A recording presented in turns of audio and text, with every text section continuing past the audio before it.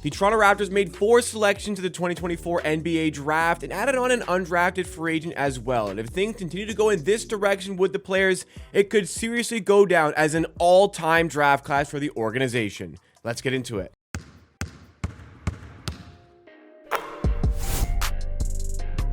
This is MHR Sports. It's a YouTube channel where we talk about the Toronto Raptors, but we also like to rep our other Toronto teams as well. But we're discussing the rookie class that was for the Toronto Raptors in 2024 after we've seen all of these players in their rookie seasons with the team. And my goodness, there was a lot to be impressed with, and we're going to go through all 5 of the players that I alluded to in the intro. We're going to discuss their statistics, what they did well, and if they can continue to progress with the team going forward. And I think the only way to start here is discussing the first round pick, the only first round pick of the bunch by the Toronto Raptors, and that was the 19th overall pick in Jacoby Walter. Now, leading into that draft, I was a fan of Jacoby Walter. I knew there was stuff to work on, but there was a lot of talent there, and I saw the vision of him falling. I felt like he was a lottery talent.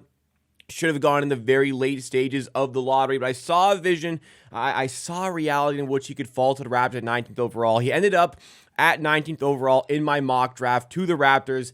That is what came to fruition on draft night when he slipped all the way down there, and the Raptors were certainly happy that he did. Jacoby Walter brings a good level of basketball IQ, I believe, to the team. Good level of three-point shooting, and there are signs that he continued to improve his defense with his good wingspan and his good size. This season, Jacoby Walter put up some solid numbers overall.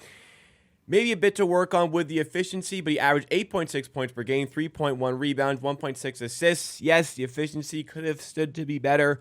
Just over 40% shooting from the field, but very promising, 34.9% shooting from 3. That gave him a true shooting percentage of 52.3. So not very good from an efficiency standpoint overall. Like, he does need to work on his finishing from 2. Clearly, like, the three-point shooting is definitely promising. Needs to work on his finishing from 2, but on a per 36 number basis, 14.7 points, 5.2 rebounds. Like, there's definitely some stuff to work with here. It's just the finishing. But he's a very young player. He was a one-and-done player in college. So he's a young player continuing to grow. There was a lot of promise here. And I think the big thing for me with Jacoby Walter, from comparing him to Grady Dick, it's easy to make that comparison to guys who play as, like, shooting guard, small forwards.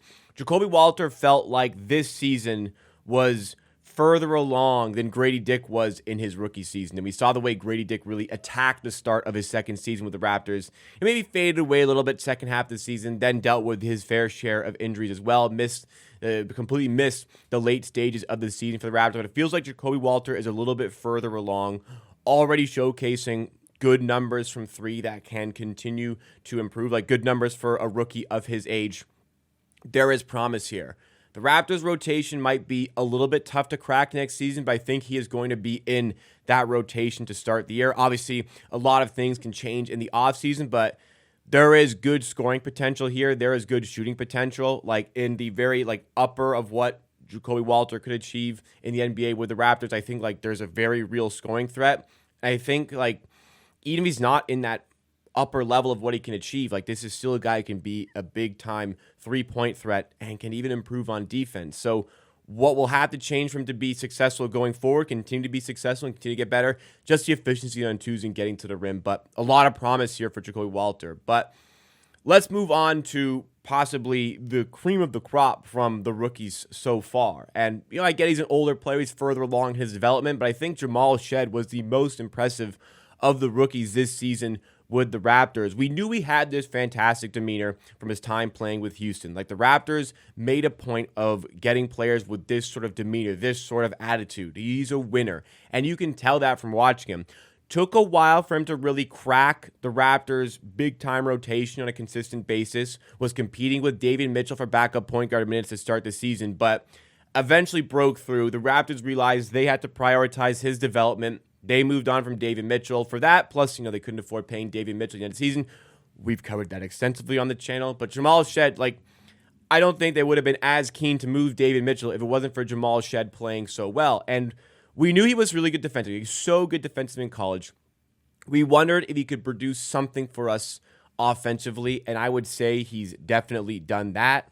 7.1 points per game, 4.2 assists, 0.8 steals. That was a field goal percentage, actually, it's the exact same as Ja'Kobe Walter of 40.5. But the three-point percentage, I know it's lower than Walter's. It's at 32.3. But we were wondering if Shead would be able to shoot at all at the NBA level. The fact that he's coming and showcased, like, he's got signs that he actually can shoot and can get better at shooting is big for him. And for an undersized point guard, that's a skill that he's pretty much got to have. He's got to be able to shoot in some capacity. So the fact that he showcased that really helped with his play time this season. Quite a bit to be desired with that true shooting percentage of 49.9. Just, his size, his lack of offense coming into the NBA definitely plays into that, but showed a lot more than I thought he would as a 45th overall pick. And I really love the per 36 numbers here. 13.1 points, but man, 7.8 assists per 36 is a great thing to see for him. 1.4 steals as well. We know how good of a defender he is. Great playmaker. Can continue to work on his scoring. And I think he will do that. I just think his tenacity, his attitude is going to keep him around for a while in the NBA. And I think this is the exact type of player that Raptors fans, we want to see this type of guy on the team. We want to see the player that is working hard. Like, you can visibly see the work that is being put in to help the team and make themselves better. And if he's this far along from his rookie season as a 45th overall pick, I think another offseason under his belt for development can do wonders for his game. And I think that it's a big deal because the Raptors want to be good next season, and he's the backup point guard. So we're heading in the right direction. Let's keep going there. We'll go a little bit further up in the draft, actually, to our 31st overall pick. The Raptors had the first pick of the second round, the first time ever that the second round was on the second day, actually a second day of the draft. And it was a bit surprising to some when the Raptors selected Jonathan Mogbo with this pick. But Mogbo, kind of same thing. I wasn't really expecting much from an offensive standpoint, but he still did deliver in certain ways. I think the big thing that was intriguing about Mogbo was, 6'7" with a 7'2" wingspan, very long, athletic player. And there's definitely things that need to be worked on offense, but I really did enjoy him on defense when he was more so a power forward, when he was able to play on the perimeter defensively. Like, he was hounding some guys. Like, clearly has good footwork for his size, clearly can defend on the perimeter even for his size, and that is intriguing to see. But if he is going to be playing as a power forward, which I think he's a better player there, but if he's playing there instead of as a center, and it seems like that's the direction that the Raptors want to take with him, he does have to improve offensively to be in the mix for the rotation next season. Here we have 6.2 points per game from the season, 4.9 rebounds, 2.3 assists, like okay level of assists here. Knows how to work around on the perimeter, but we need the efficiency up. Like we need this efficiency to be better if he is going to be getting regular NBA minutes. Like 43.8 for a player of his size who's playing in this sort of role. Again, that does have to be better. And if you're playing on the perimeter as a power forward, again, the three-point percentage has to be better. 243, so I'm working on it as the season went on. Look, this is a guy who didn't attempt a single three in college, and he came to NBA and was taking shots, and yeah, he was making 24.3%. I guess that's a bit better than expected. But for his size, true shooting percentage of 49.6. Again, for his size, that's got to be better. I know Shead was about the same, but you can understand it for Shead.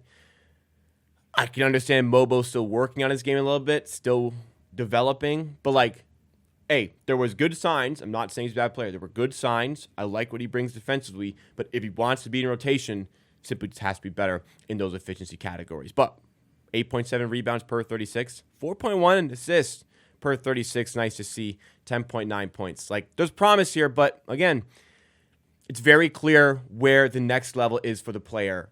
I'm not sure if he can find it, but I am intrigued to find out. Another one of the standout players for the Raptors wasn't one of the players they drafted. We'll get to the final player they drafted, but an undrafted free agent came out of nowhere for the team this season, and that is, of course, Jamison Battle. A lot of teams will take a chance on a player who is so proficient at shooting threes, and Jamison Battle always had that. But when the Raptors sign a shooter guys like Cole Swire, it's okay, we know you can shoot threes, but what else can you do for the team? Well, we found out, and I really love the journey here. Undrafted free agent Jamison Battle gets an opportunity in Summer League with the Raptors. Impresses so much in Summer League that he gets a training camp spot on an Exhibit 10 deal, essentially to put him in the G League. And then he outperformed that, ends up getting a two-way deal with the Raptors. Plays in the G League, plays in the NBA, impresses so much, he gets a standard NBA deal out of it. So just continue to climb the ladder over the course of the season, and you can really see why for the player. Again, we know that this guy can shoot threes. 7.1 points per game, 2.7 rebounds, 0.9 assists. Yes, only 43% shooting from the field, but above 40% shooting from three for a rookie. That is an all-time undrafted rookie season for shooting. True shooting percentage of 59. That is very, very nice to see. Per 36, 14.5 points, 5.5 rebounds. Like, a lot of good signs here offensively. That sort of floor spacing, that is exactly what the Raptors need. But what else does he do? Well, eye test would say he looks like a good defender. Statistically, my God, these numbers are crazy. Stat Defender showcases here that the best defensive field goal percentage among rookies for the 2024-2025 NBA regular season, minimum 200 total defensive field attempts, so like a decent sample here. Jamison Battle was the top in the NBA for rookies in defensive field goal percentage at 42.9%. Yes, the eye test looked fine for Battle. The stats say it's way better than we maybe would have thought. Now, I don't think he is the best rookie defender that was out there, but these are some very promising numbers here. Jamison Battle, I think there's some work to do to crack the rotation next season, but the NBA will always need shooting. It will always need defense, and it looks like he's providing both of those things to a very high degree at the moment. I'm very excited to see if he continue to progress, get even better for next season. My goodness, could this be an important piece if he continues to get better for the Raptors going forward? And the final piece of this very good rookie class for the Raptors is Ulrich Chomche. This is the player the Raptors traded back into the draft to get very late on, 57th overall pick, and it looks like it was a very wise decision. Now, not a lot of statistics to go off with because he got injured and missed the rest of the season. About 2/3 away into the season, had a season-ending injury, which really sucks because if he was healthy, it probably would have saved us having to watch so much Orlando Robinson. Like, we could have seen Chomche getting those minutes, and those would have been very, very valuable developmental reps. But he's super young, super raw player that just continued to get better and better with his G League performances overall. These are his G League numbers. These are his regular season G League numbers from a total of 19 games played, where he averaged 8 points,